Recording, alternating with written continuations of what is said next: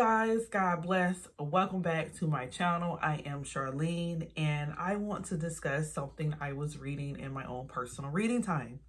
I'm reading the Hosea, a book that for some reason I can't finish, and it's not even long. I think the problem is I keep starting it in different Bibles to, kind of get a feel of which translation seems best for me. But I'm here in the ESV and I'm reading Hosea chapter 3, verse 1. And it says, "And the Lord said to me, go again, love a woman who is loved by another man and is an adulteress, even as the Lord loves the children of Israel, though they turn to other gods and love cakes of raisins."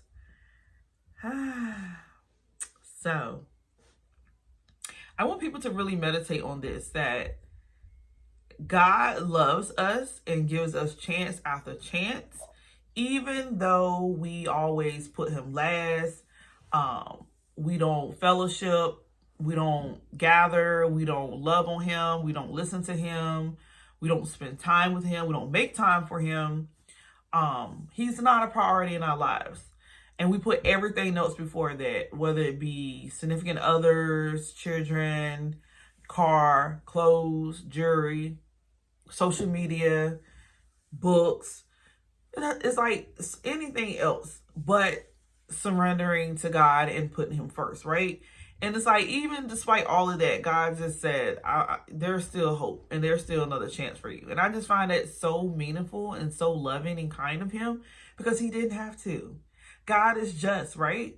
And although Christ has justified us, before Christ, we were pretty much fully accountable. We were to blame. It was our fault.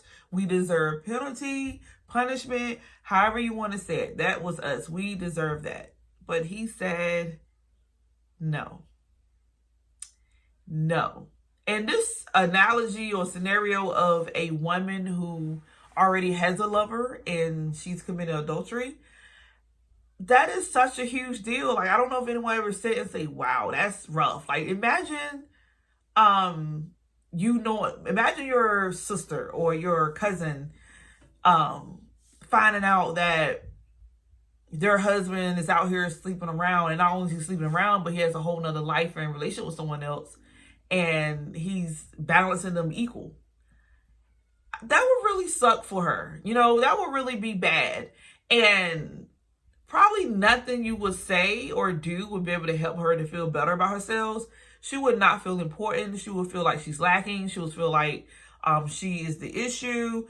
It goes on and on and on. But think about that in aspects of our relationship with God. Like, when we keep putting stuff before him and we keep choosing him last, like, how would you feel if you didn't get the time of day?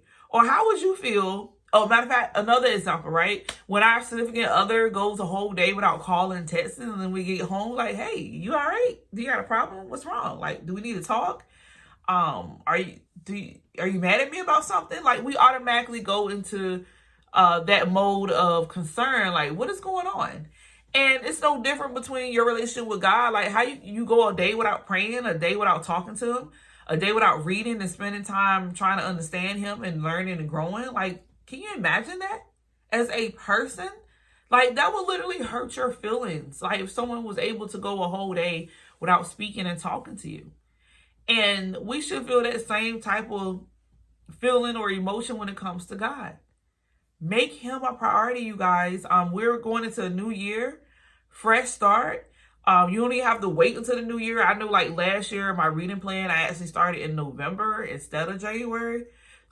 Kind of give me a little head start. Sometimes it works, sometimes it doesn't. But I'm just praying that we get it together. Even myself, there's areas and ways where I can say I need to do better. And I truly do. And I just pray that God leads and guides me so that I can be an example to you guys.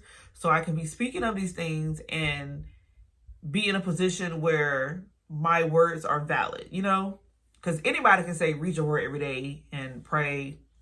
But it has to be in you to understand that this is a necessity, not And then sometimes you don't will, sometimes you don't might, sometimes it seems like it's too much, but fighting that and saying God's will, think about it. Love you guys. God bless. Take care. Bye.